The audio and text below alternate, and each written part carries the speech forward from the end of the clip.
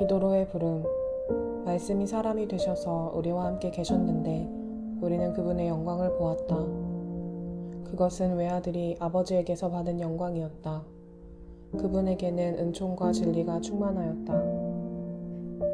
은혜와 진리가 충만하신 삼위 하나님, 하늘을 찢으시고 자신의 경계를 허무신 주님처럼 저희도 사람들이 세워놓은 수많은 장벽을 넘어 그들과 슬픔과 기쁨을 나누며 하나님이 사랑하시는 세상을 사랑하게 하소서.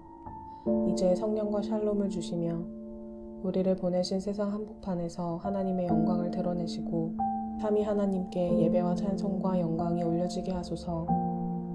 예수님의 이름으로 기도드립니다.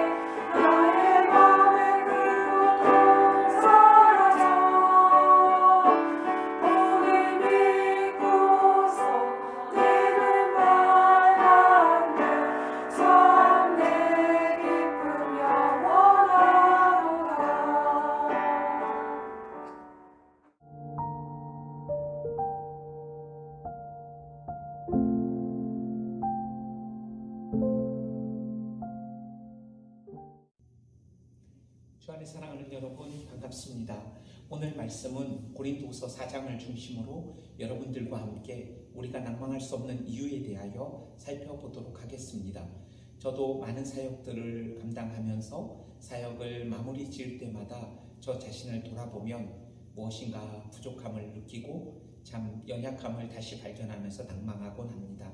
그때마다 고린도 전서 15장 58절에 바울이 말씀한 그 말씀이 저에게 힘이 되곤 합니다. 그러므로 사랑하는 형제들아, 경고하고 흔들리지 말며 주의 일에 더욱 힘쓰는 자들이 되라. 너희의 수고가 주 안에서 헛되지 않다라는 말씀입니다.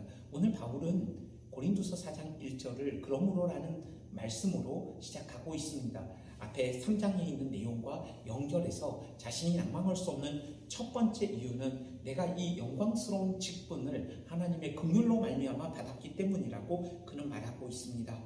바울 자신이 맡은 영의 직분이 얼마나 영광스러운지를 모세가 받은 죽음에 이르게 하는 직분, 문자로 되게 만든 그 직분과 대조하면서 자신이 받은 직분은 의의 직분이며 복음을 전함으로써 거듭나게 하고 구원에 이르게 하고 생명에 이르게 하는 영광스러운 직분이기에 또 이 직분을 긍휼로 말미암아 받았기에 자신은 낭망할 수 없다고 말하고 있습니다. 그는 자신의 질그릇됨을 분명히 알았습니다. 자신의 질그릇됨이 그러나 낭망의 이유가 될 수 없음을 그는 깨달았습니다. 자신이 질그릇으로 부름받았고 또한 질그릇으로서 존재해야 되는 이유는 깨어져야 하는 존재임을 그는 기억했습니다. 오히려 그 약함이 강함되었다는 고백처럼 그의 질그릇됨이 깨어짐으로 말미암아 그 안에 감추어져 있던 보배이신 그리스도가 드러나고 우리의 사역과 삶 속의 능력이 우리 자신에게 있지 아니하고 하나님께 있음을 그는 발견하였기에 자신의 약함이 그리고 수없이 낙심되게 하는 자신의 질그릇됨과 같은 연약함이 하나님의 무한한 긍휼 앞에서 아무것도 아니며 오히려 그 긍휼함을 덧입는 나를 통하여 하나님의 능력이 드러날 수 있으므로 자신은 낙심할 수 없다고 말하고 있는 것입니다. 그러므로 첫 번째 그가 낙심할 수 없었던 것은 하나님의 긍휼이었습니다. 자신이 회방자요 핍박자요 포악자였지만 자신에게 임하였던 하나님의 그 놀라운 긍휼을 생각하면서 그는 낙심할 수 없었습니다. 두 번째 그가 낙심할 수 없었던 이유는 하나님의 주권 때문이었습니다. 이 세상의 신, 즉 사탄이 사람들의 눈을 어둡게 하여 복음의 영광의 광채를 보지 못하게 했다라는 그 분명한 사실을 바울은 자신의 인생 속에서 경험했습니다. 하나님을 아는 지식이 많고 가말리엘 문중에 바리새인으로서 수많은 성경의 지식을 알고 있었지만 무엇인가 눈에 가리어 눈의 비늘이 다메섹 도상에서 벗겨지기까지는 영광스러운 복음의 광채를 보지 못하였고 하나님이 고린도서 3장 18절에서 말씀하신 것처럼 주의 영광을 보게 하심으로 말미암아 영광에서 영광에 이르는 하나님의 주권을 그는 경험했기에 그는 낙심할 수 없었습니다. 복음을 전했지만 전혀 반응이 없는 그들을 보면서도 낙심할 수 없었고 또한 복음에 반응하는 많은 무리들을 보면서 교만할 수 없었던 것은 하나님의 주권 가운데 우리의 눈을 뜨게 하시고 복음의 영광의 광채를 볼 수 있기 때문이라는 그 사실을 그는 몸소 경험했기 때문입니다. 그리고 그 주권 속에서 하나님은 자신의 택하심과 또 자신의 그 의롭게 하심과 또 부르심과 더불어서 영광에 이르기까지 자신을 그리스도의 형상에 닮아가게 하시는 하나님의 그 주권을 보았기에 그는 복음을 전한 후에 반응이 없는 사역의 열매가 없는 상황 속에서도 이 척박한 큰 돌을 날마다 기경해야 되는 그런 사역의 삶의 현장에서 그는 낙심하지 않았습니다. 세 번째로 그가 낙심할 수 없었던 이유는 그는 하나님의 영광, 하나님의 생명, 하나님의 이름에 관심을 가졌기 때문입니다. 대부분 우리가 낙심하는 이유는 나의 뜻이 좌절되고 나의 감정이 상하고 또 나에 대한 비난이 있을 때입니다. 그러나 바울은 오늘 말합니다. 4장 10절에서 12절까지 항상 예수 죽인 것을 몸에 짊어지고 예수를 위하여 죽음에 넘기오는 삶을 살았다고 말합니다. 그는 자신이 부인되는 것, 자기가 십자가를 지면서 대가를 지불하면서 받는 그 많은 어려움과 고난이 그에게 문제되지 않았습니다. 여전히 자신의 질그릇됨이 문제되지 않았고 깨어짐으로써 하나님의 능력이 드러났던 것처럼 자신이 십자가를 질 때, 자신이 죽음에 넘겨질 때 예수의 생명이 나타나는 것을 그는 보았기 때문입니다. 주 안에 사랑하는 여러분, 우리를 낭만케 하는 많은 일들은 지금까지뿐 아니라 우리가 이미와 아직 사이에 이 땅을 살아가면서 사탄이 역사하고 육신의 연약함을 가진 우리들에게는 피할 수 없는 문제일 것입니다. 그러나 오늘 바울이 고백한 것처럼 하나님의 긍휼, 그리고 그 하나님의 주권, 그리고 그 하나님의 영광을 우리가 끊임없이 집중하고 놓치지 않는다면 지독한 자기 연민으로부터 그리고 자기 주장성, 자기 중심성인 자기 의와 자기 애로부터 우리는 벗어날 수 있을 것입니다. 그리고 15장 58절 고린도전서에 바울이 말한 것처럼 그러므로 사랑하는 자들아 경고하고 흔들리지 말며 주의 일에 더욱 힘쓰는 자들이 되라. 너희의 수고가 결코 주 안에서 헛되지 않다는 이 말씀을 붙들고 우리에게 맡겨준 믿음의 이 여정을 그리고 천사도 흠모할 만한 이 복음의 영광스러운 직분을, 이 영의 직분을, 사람을 살리는 직분을, 그의 긍휼을 경험하면서 그의 주권 속에서 또 그의 영광을 보면서 우리는 이 사역을 감당할 수 있을 것입니다. 주 안에 사랑하는 여러분, 주님이 부르시는 그날까지 낭망할 권리를 포기하고 우리가 이 믿음의 경주를 끝까지 잘 감당하시는 여러분과 제가 되기를 주님의 이름으로 축원합니다.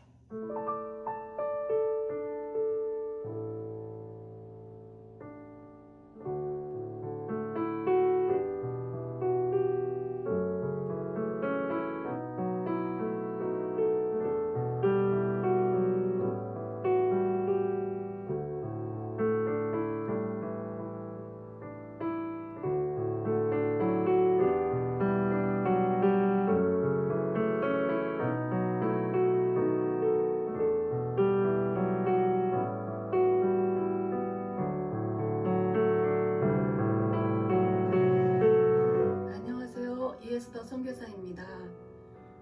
저는 2001년도에 중국으로 파송을 받아서 2018년 안식년을 위해 귀국할 때까지 약 17년을 중국 북경에서 사역을 감당하였었습니다.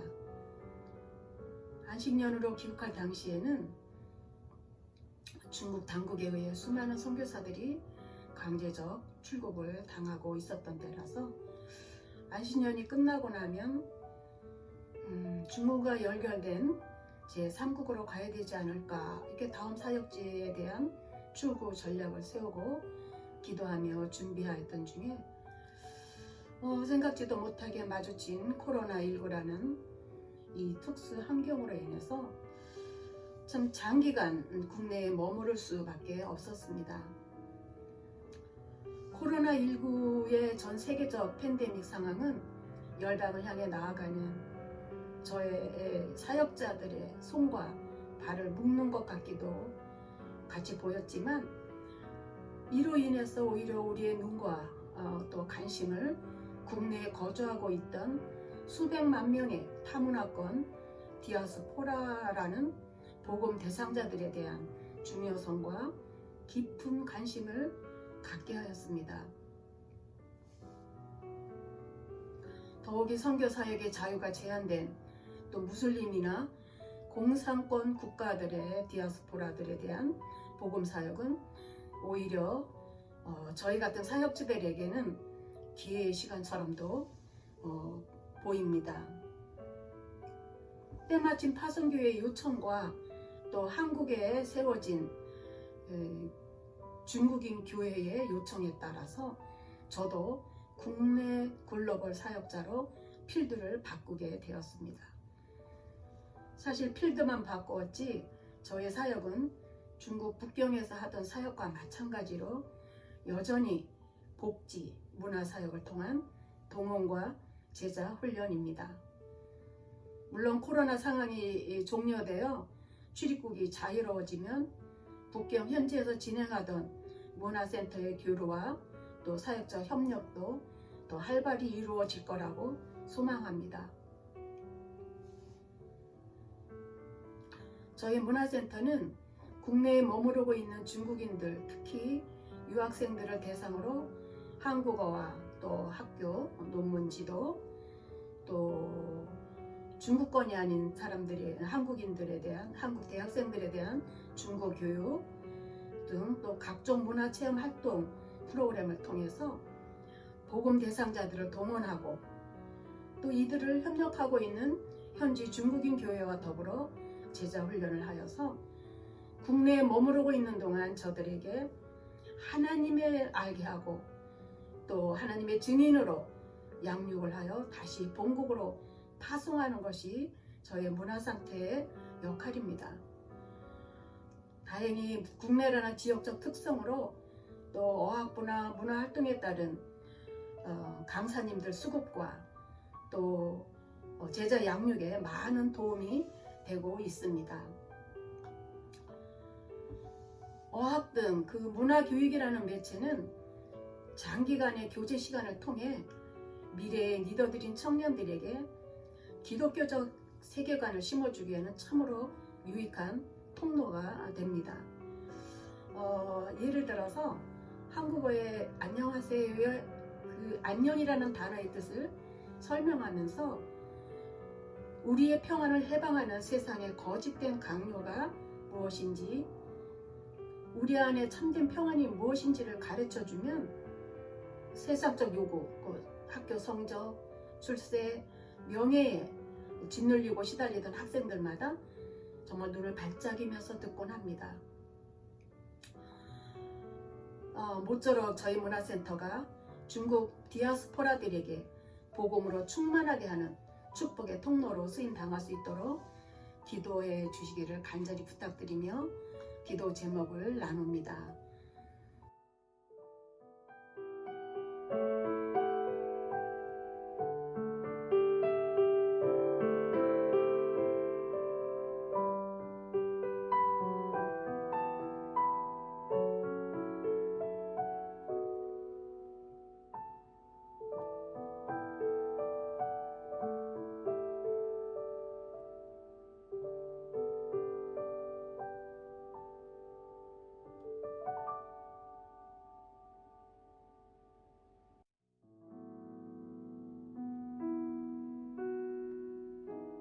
열방을 위한 기도.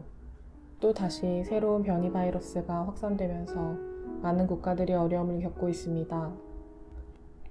각국 정부와 관련 부처, 그리고 국민들이 절망하거나 자포자기하지 않고 대안을 마련하고 국제적인 협력이 이루어지도록 하나님의 능력과 은혜로 온 땅을 덮어주시도록 기도합시다.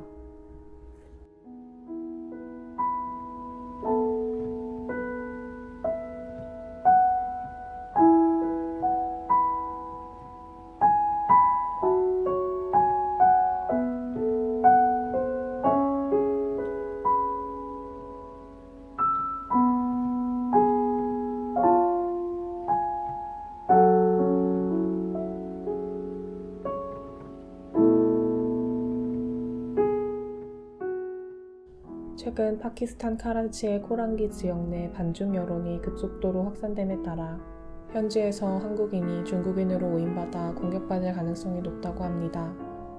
이 지역의 여론이 속히 안정되어 인명피해가 생기지 않도록 기도합시다.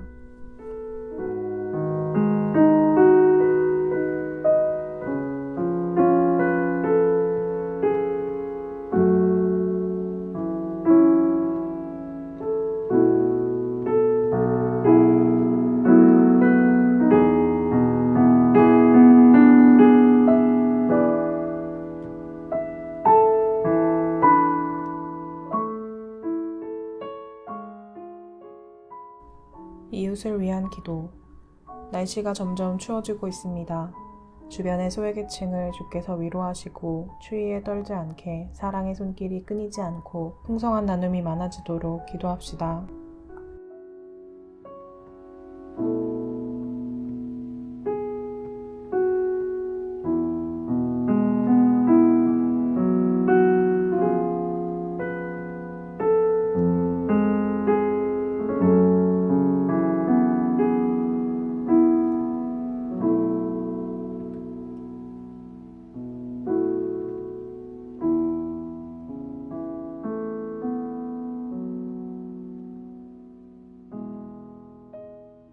대선이 3개월 앞으로 다가왔습니다. 쏟아지는 뉴스들 속에서 국민들이 분별력을 갖게 하시고 국민의 필요를 생각하는 정직한 위정자가 선출되도록 기도합시다.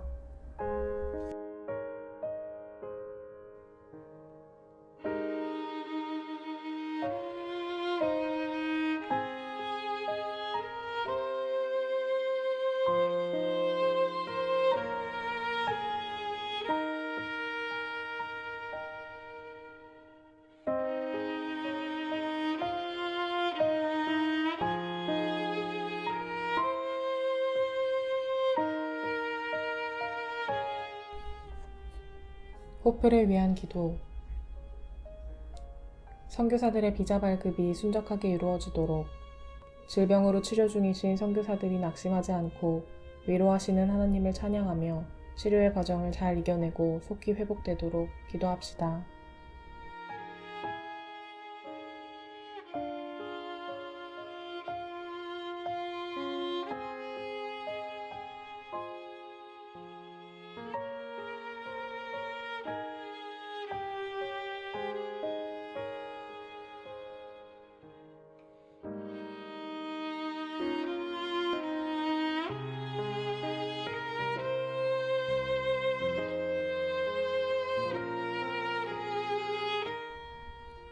전염병과 각종 시위들로 인한 피해로부터 선교사들을 지켜주시고 안전하게 사역을 감당하실 수 있도록 기도합시다.